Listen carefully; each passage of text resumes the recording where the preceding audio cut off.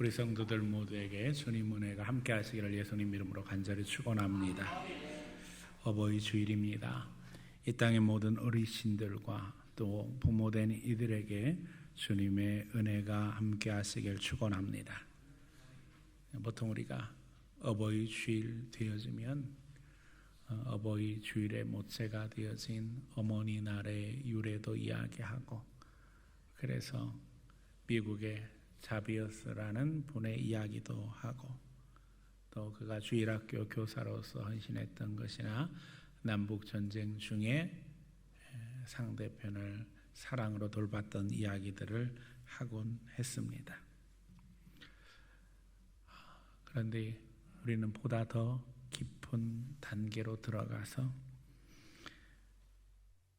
부모 자녀 관계를 통해서 신앙을 배우게 하신 하나님의 뜻을 더 깊이 깨닫는 시간이 되기를 원합니다.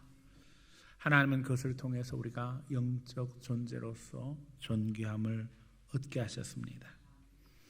하나님은 부모를 공경하는 것과 자녀를 사랑하는 것을 통해 하나님과 인간관계를 이해하게 하셨고, 또 이것이 성경의 가르침이라는 사실을 늘 우리가 기억해야 할 것입니다. 그래서 10계명 중에 인간과 관련된 첫 번째 계명, 제5계명은 내 부모를 공경하라는 것입니다. 우리 개혁주의 신앙, 장로교 신앙은 여기서 더 제5계명을 발전시켰습니다. 영국 청교도들의 신앙을 대변하고 있는 골든 체인, 우리말로 번역하면 황금사슬이란 뜻이지요. 그 책에는 이 계명을 확대시켜서 부모에게 순종할 뿐만 아니라 첫 번째는 부모 연배인 어르신들을 존경할 것을 가르쳤습니다. 내 부모만 부모로 공경하는 것이 아니라 나이 든 어르신들, 특별히 내 부모의 연배의 어르신들을 부모님처럼 대화하라는 겁니다. 두 번째는 교회의 지도자인 영적 지도자, 목사나 장로를 부모처럼 존경해야 할 것을 가르쳤습니다. 교회의 지도자뿐만 아니라 세 번째는 사회의 지도자인 정치 지도자들까지도 존중해야 될 것을 가르쳤습니다. 더 나아가서 네 번째는 모든 영역에서 전문 지식을 소유한 전문인들을 존중해야 할 것을 가르쳐 왔습니다. 이게 우리 청교도의 전통입니다. 하지만 오늘 우리의 모습은 너무나도 안타까운 상황입니다. 제5계명을 확대 발전시키는 것은 고사하고 세상의 모든 수직적인 관계가 무너진 상태가 되고 말았습니다.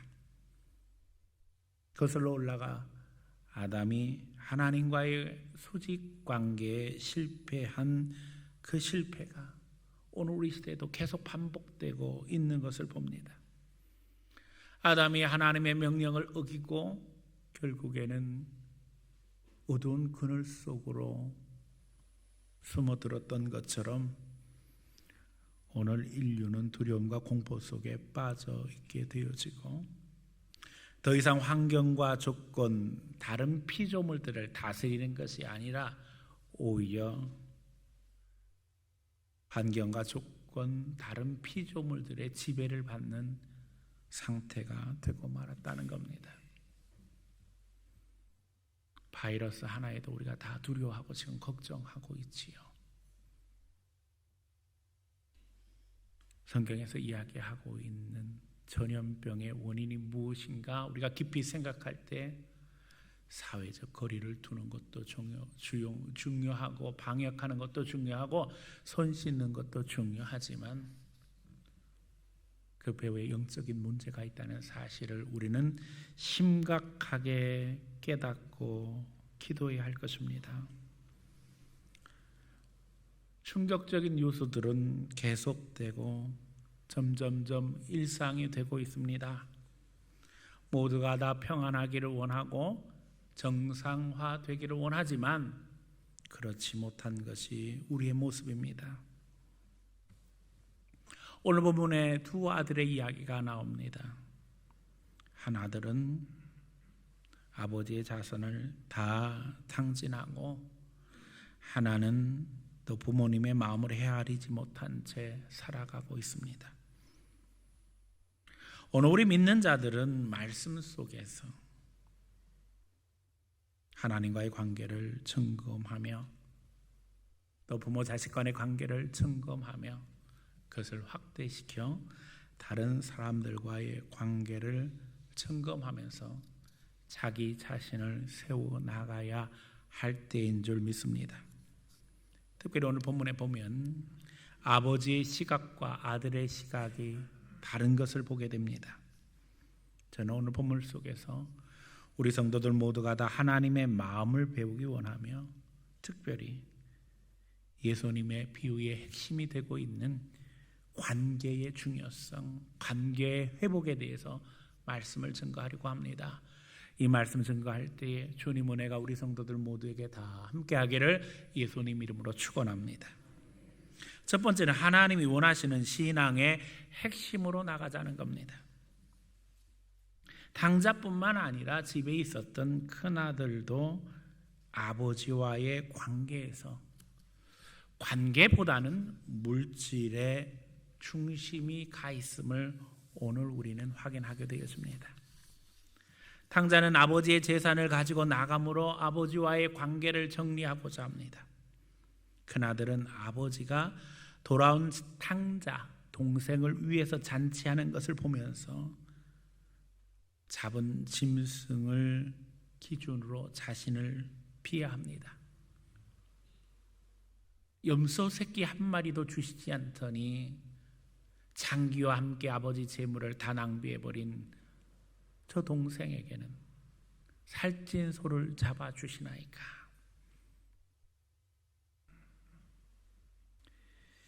여기서 자녀들의 관심은 물질에 있습니다. 오늘 우리는 어떤가요? 오늘 우리 시대도 수많은 가정들이 물질로 인해 시험과 위기를 만나고 있습니다. 부모가 세상 떠나서 장례식 치르면서도 자식들이 유산 가지고 싸우는 경우가 허다한 것이 현실이 되고 말았습니다. 돈이 차고 넘친다고 하는 재벌들도 형제들 간의 돈으로 인해서 싸우는 싸움이 전쟁에 비결될 정도가 되고 말았습니다. 그런데 이것이 부모 자식 간에만 그렇습니까? 세상의 수많은 이들이 돈 때문에 서로를 이용하고 짓밟고 비난하고 저주합니다. 빼앗으려는 자와 빼앗기지 아니려는 사람의 싸움으로 인해 인생은 피곤하고 지치게 되었습니다.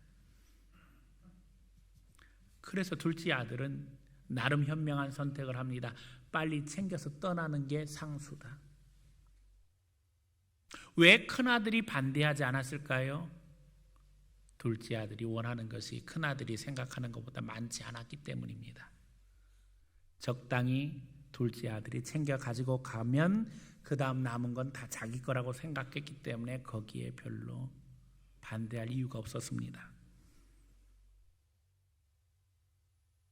하지만 아버지의 생각은 완전히 달랐습니다.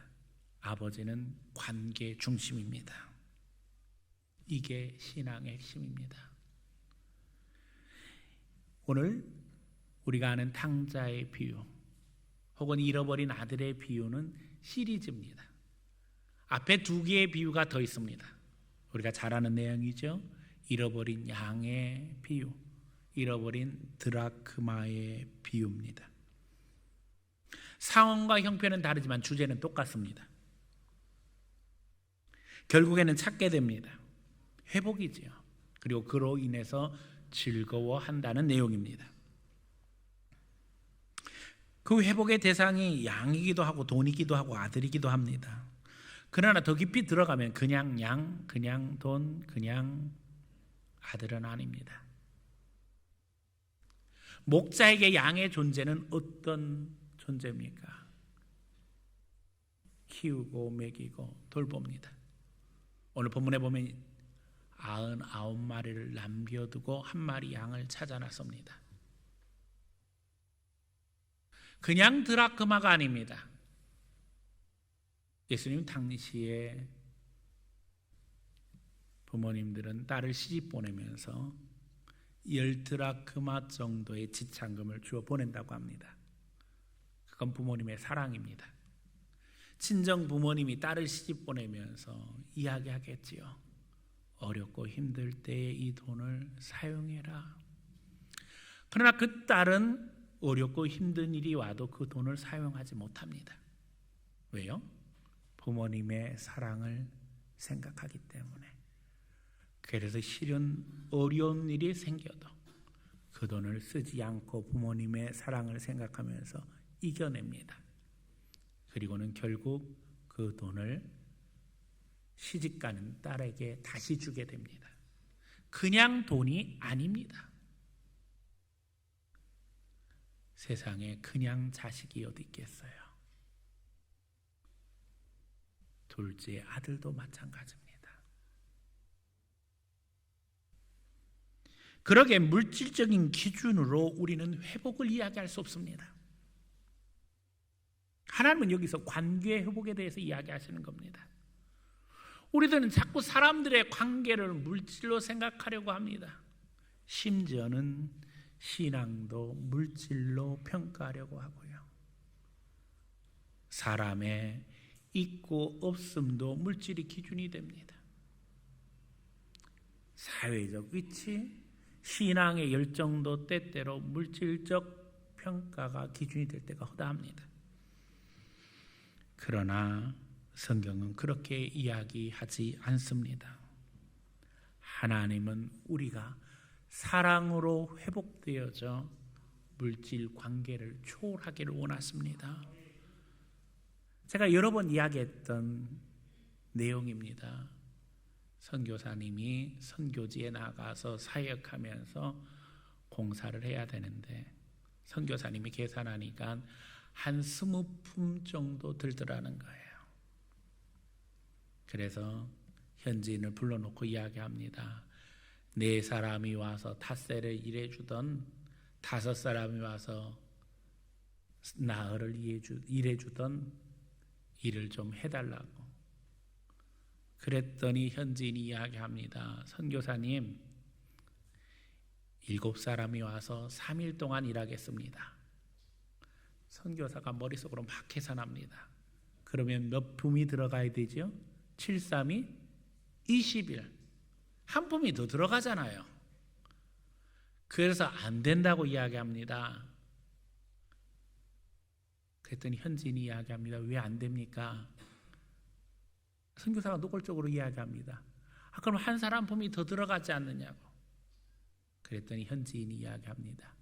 선교사님 걱정하지 마세요. 우리가 선교사님 원하는 대로 20품만 받고 일하겠습니다. 그런데 왜 7사람이 와서 3일 동안 일하겠다고 자꾸 우기느냐고. 그랬더니 우리가 평소에 같이 일하는 사람이 7사람입니다. 그런데 4사람이 오면 3사람은 놀게 되어지고 5사람이 오면 2사람이 놀게 되어지니 우리가 다 같이 와서 일하고 선교사님 원하는 대로 돈을 받겠습니다. 선교사가 깜짝 놀란 거예요. 나는 돈으로 저들을 대하고 있는데 저들은 그렇지 않구나. 오늘 우리가 때때로 잘 살게 되어졌다고 이야기하지만 잘 사는 목적이 무엇입니까? 나누고 베풀지 못한다면 그 물질의 풍요함이 무슨 의미가 있겠습니까? 주님의 마음을 배워서 이제는 관계 회복에 힘쓸 수 있는 성도들 되시기를 축원합니다. 그리고 그 정점에 하나님과의 관계 회복이 있다는 사실을 기억하는 성도들 되시기를 축원합니다. 하나님과의 관계가 회복되어질 때 모든 관계가 바로 세워질 수 있습니다. 그리고 그 시작이 부모 자식의 관계가 회복되는 것입니다. 그러므로 두 번째, 관계 회복에 힘써야 합니다. 하나님은 하나님과 우리 관계를 회복시키기 위해서 예수님을 아낌없이 내어주셨습니다. 오늘 우리가 하나님 앞에 드리는 예배는 하나님과의 관계 회복의 과정입니다. 주님은 이 시간에도 우리를 만져주십니다. 우리의 아픔을 안아주시고 우리를 격려해 주십니다. 우리에게 끊임없이 사랑한다고 이야기해 주십니다. 그래서 독생자를 주셨다고 말씀하십니다. 하나님 앞에 우리 자신을 바로 세워 나가는 기회가 된 것입니다. 타락한 인간은 하나님 앞에 설 자격이 없습니다. 그러나 하나님은 관계를 정상화시키기 위해서 타락한 인류를 온전한 모습으로 회복시키시기 원하셨던 것입니다. 하나님은 관계 회복을 위해서 독생자 아들 예수님을 내주셨고 그 희생으로 인류가 비로소 하나님 앞에 설 자격을 얻을 수 있게 된 것입니다. 바로 부모 자식 관계가 이와 같아야 한다는 겁니다. 영적인 존재로서 인간의 가치는 관계 회복에 있습니다. 그래서 성경은 관계에 관심을 기울이면서 그것이 사회적으로 계속 확대되어야 할 것을 말씀하고 계십니다. 가정에서의 관계 훈련은 너무나도 중요합니다. 자식들이 부모의 사랑을 받고 신뢰를 받을 때 세상에 나가서도 당당한 존재로 세워지게 됩니다. 자신감과 자존감이 다른 사람들과의 관계에 있어서 다른 사람들을 인정하고 존중하는 기초가 되는 것입니다. 자기를 신뢰하지 못하는데 누구를 인정할 수 있겠습니까? 그 신뢰의 기초가 부모님의 사랑에 근거한다는 것입니다. 물론 부모님의 사랑은 하나님의 사랑을 대변하고 있습니다. 사회적으로 부적응하고 문제를 갖고 있는 대부분의 사람들은 거의 가정의 아픔을 지니고 있습니다. 어려서부터 학대를 당하고 인정받지 못한 경우에 사회에서 제자리를 잡는 것은 쉬운 일이 아닙니다. 그 상처들로 인해서 사람들을 불신하게 되어집니다. 인정하지 못하게 되어집니다. 바로 대하기가 쉽지 않습니다. 실은 한국 사회의 어려움이 여기 있습니다. 우리 한국인들은 1:1 상황에서는 세계 최고입니다. 그러나 협력하고 서로 돕고 팀워크를 형성하는 데는 부족한 부분들이 많이 있습니다. 농담처럼 하는 말 중에 일본 사람 두 사람이 무인도에 도착하면 둘이 협력을 해서 토요타 자동차 판매 지점을 만든다고 합니다. 한국 사람 두 사람이 무인도에 도착하면 어떤 일이 벌어지는 줄 아세요? 제1교회를 세우고 또 한 사람은 제2교회를 세운다는 겁니다. 영적인 열심도 중요한데 팀워크가 안 된다는 거예요. 교포사회에서 웃고자 흔히 하는 말입니다. 그러나 그만큼 우리가 협력하는데 부족한 것을 이야기하는 단면입니다.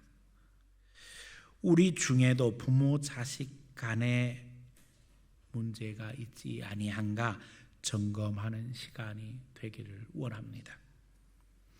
우리 근대 역사에서 우리는 생존만으로도 너무나 버거운 시간을 보내왔습니다. 살아남는 것만으로도 힘들었습니다. 그게 우리 사회의 현실로 지금까지도 남아 있습니다.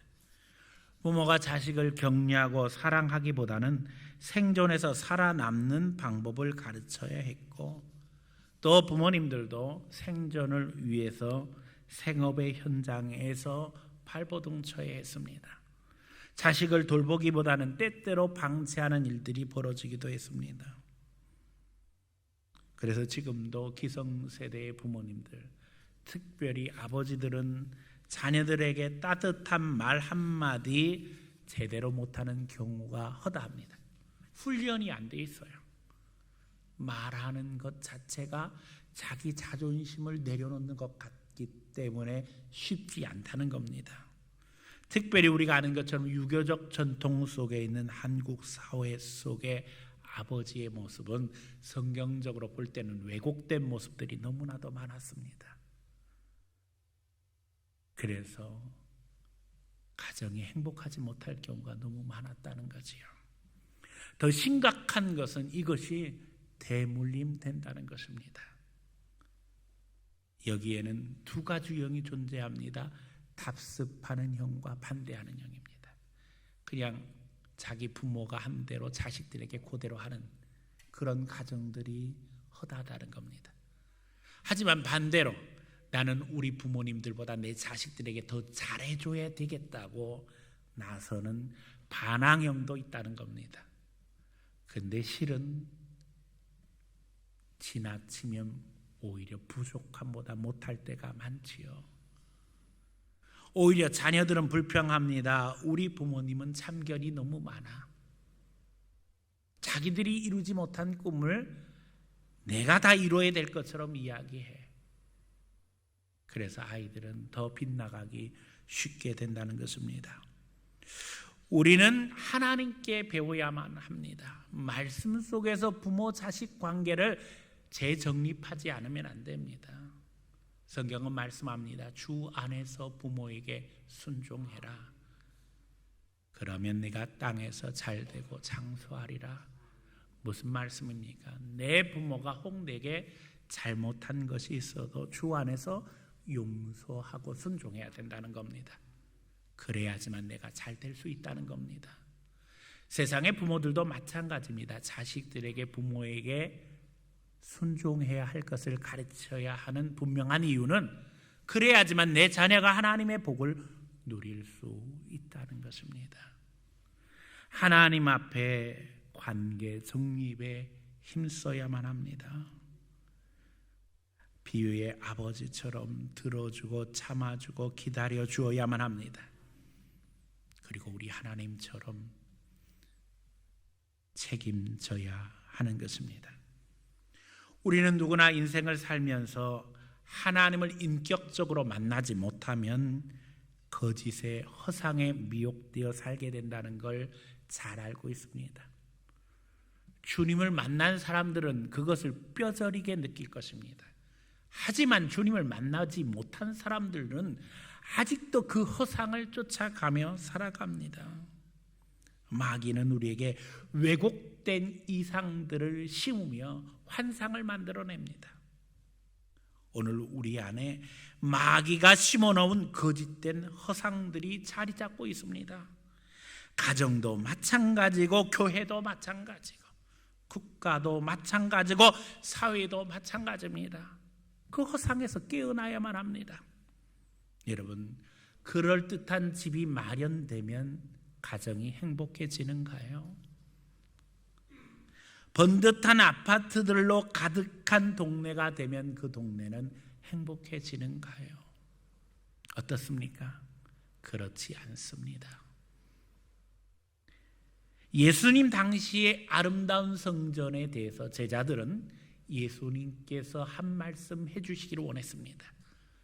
주님의 답은 단호했습니다. 돌 위에 돌 하나도 남지 아니하리라. 그 아름다운 성전이 헤롯 왕이 유대인들을 미혹하기 위해서 만들어진 도구였다는 걸 누구나 다 알았습니다. 그럼에도 불구하고 수많은 유대인들이 그 성전 안에서 착각된 허상을 가지고 신앙생활하고 있었습니다. 주님은 단호하게 말씀하신 거예요. 돌 위에 돌 하나도 남지 아니하리라. 하나님과의 관계가 회복되지 아니하고 행복한 교회는 존재할 수 없습니다. 부모 자식 간의 관계가 회복되지 아니하고 행복한 가정은 존재할 수 없습니다. 사회의 구성원들이 서로 교제하고 기쁨을 나누고 함께 즐거워하지 않는다면 그 사회는 행복할 수 없습니다. 관계 회복에 힘쓰시기 바랍니다. 예수님의 희생이 필요합니다. 하나님이 우리에게 다가오시기 위해서 아들을 내어놓으셨던 것처럼 우리도 포기하지 않으면 안 됩니다. 특별히 기성세대는 자존심을 내려놓아야만 합니다. 자녀들 앞에 솔직한 모습을 보여주어야만 합니다.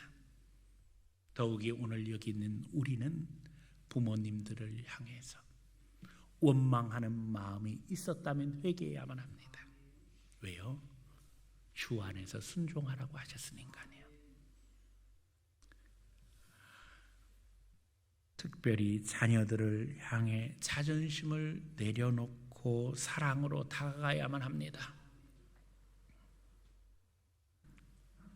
자녀들을 축복하며 안아줘야만 합니다. 어버이 주일에 나는 어버이신 하나님과의 관계를 어떻게 하고 있는가? 거기서부터 시작해서 내 부모를 생각하고 내 자녀를 생각하고 내 형제들을 생각하며 이웃을 생각할 수 있는 성도들 되시기를 예수님 이름으로 간절히 축원합니다. 세 번째는 관계를 즐기는 성도가 되자는 것입니다. 큰아들은 탕자가 돌아왔는데도 즐겁지 않았습니다. 하지만 아버지는 분명히 이야기하지요. 얘는 죽었다가 다시 살아나온 것이다. 여러분, 죽었다는 의미가 뭡니까? 우리는 숨쉬지 않으면 죽은 줄로 생각해요. 그러나 성경에서 이야기하는 죽음의 의미는 그 정도가 아닙니다. 하나님께서 아담에게 선악과 먹는 날에는 반드시 죽으리라 하셨어요. 그런데 죽었나요? 안 죽었나요? 당장 육신은 죽지 않았습니다. 하지만 아담이 어떻게 했어요? 동산 그늘에 숨어 두려움에 떨기 시작합니다. 이게 영적 죽음입니다. 육신이 살아있어 숨쉰다고 해도 하나님과의 관계가 단절되면 그것은 살아있는 삶이 아니에요. 두려움과 공포, 근심 가운데 살아갈 수뿐이 없다는 거지요. 오늘 아버지는 아들을 보며 죽었다가 살아나왔다고 이야기합니다. 그가 부모를 떠나서 재산 챙겨갈 때에 당장 기쁘고 즐거웠지만 그러나 그 다음 그 재산 다 탕진하고 난 후에 그의 삶은 살았다고 말할 수 없는 삶이었습니다. 그냥 그게 일이 힘들어서 배고파서 그랬을까요? 아닙니다. 아버지와 관계가 끊어졌기 때문입니다. 오늘 우리가 관계를 회복할 뿐만 아니라 관계를 즐길 수 있는 사람이 되어야만 합니다. 잃어버린 양의 비유, 드라크마의 비유, 또 탕자의 비유의 결론은 다 똑같습니다. 잔치로 끝납니다. 잃었던 것을 도로 찾았으니 친구들을 불러 모읍니다. 이웃을 불러 모읍니다. 그리고 잔치를 합니다. 여러분, 물질적인 계산으로 한다면 양 한 마리 찾았는데, 드라크마 하나 찾았는데 잔치한다면 손해가 막심하잖아요. 그러나 이건 물질적인 기준이 아니지요. 주님은 끊임없이 천국을 잔치에 비유하셨습니다. 실제로 우리가 아는 것처럼 주님이 가시는 곳마다 잔치가 될 수뿐이 없었어요. 왜요? 병든 자가 치료함을 받습니다. 귀신 들렸던 자가 자유함을 얻습니다. 그래서 사람들은 몰려오게 되어지고 때가 되면 치유받은 이들이 주님을 섬기고자 음식을 준비합니다. 함께 나누게 되어집니다. 예수님의 제자만 해도 12명이죠. 거기에 치료받은 사람, 치료받기를 원하는 사람들, 자유함을 얻은 사람들, 자유받기를 원하는 사람들이 함께 모여서 즐거워하며 기대하며 주님을 바라봅니다. 저는 우리 성도들 모두가 함께 신앙의 관계 속에서 즐거워하며 잔치 같은 기쁨을 누릴 수 있는 성도들 되시기를 축원합니다. 아버지는 자녀들이 다 즐거워하기를 원하십니다. 한 사람도 소외된 첫째 아들 되지 않기를 원하십니다. 오늘 우리가 다 행복을 훈련하는 성도들 되시기를 축원합니다. 교회는 주일마다 모여 천국을 훈련하는 것입니다. 여기서 천국의 기쁨을 누리며 여기서 천국을 감격하며 천국을 바라보게 되어질 때 진정한 천국의 기쁨을 우리가 누릴 수 있는 것입니다.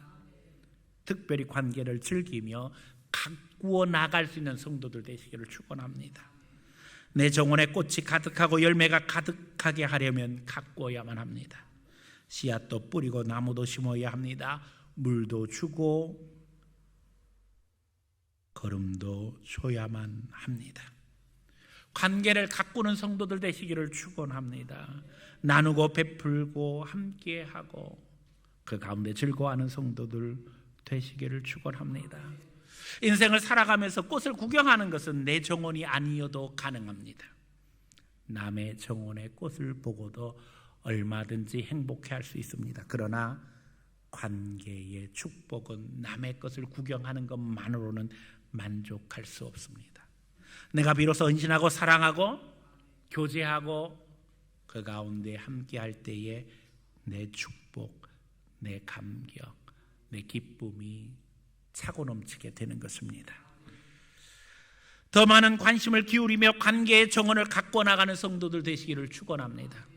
코로나 바이러스로 인해서 많은 사람들이 감염의 두려움에 빠져서 사회적 거리를 권장하게 되었습니다. 그래서 뛰어지내야 됩니다. 2m 뛰라고 이야기합니다. 말하는 것도 불편해졌습니다. 딱 입을 아예 막았잖아요. 마스크 다 쓰고 살아야 되잖아요. 그러나 여러분, 그 가운데서도 포기하지 말아야 할 것이 관계입니다. 하나님과의 관계뿐만 아니라 성도들 간의 관계를 가꾸어 나가시기 바랍니다. 대면에서 말할 수 없지만 전화로도 통화할 수도 있지요. 요즘에 문자도 보낼 수 있잖아요. 다른 분이 문자 보내오시면 응답하시기 바랍니다. 그래서 교제하시기 바랍니다. 기도 제목을 나누고 축복하고 격려하고 사랑의 메시지를 나눌 수 있기를 부탁드립니다. 더 많은 관심을 기울이면서 관계의 정원을 아름답게 가꾸어 나가며 행복의 열매를 거둘 수 있는 성도들 되시기를 축원합니다. 그 가운데 그리스도인의 영향력이 생기게 되어지며 그 가운데 성령이 임재하시는 것입니다.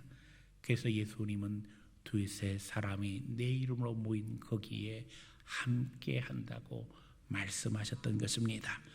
어버이 주일, 우리의 아버지 되신 하나님과의 관계를 바로 세우며 이제는 내 부모를 공경할 뿐만 아니라 내 부모 연배의 어르신들을 공경할 수 있는 성도들 되시기를 축원하고 이제 부모된 자로서 자녀들에게 그리스도의 사랑을 증거하기 원합니다. 그리고 이제 함께 기쁨을 나누며 하나님 앞에 나감으로 말미암아 잔치와 같은 삶, 기뻐하고 즐거워하는 감사 가운데 우리의 삶이 예수 안에서 풍성한 삶이 되기를 예수님 이름으로 간절히 축원합니다. 사랑 많은 주님 감사합니다.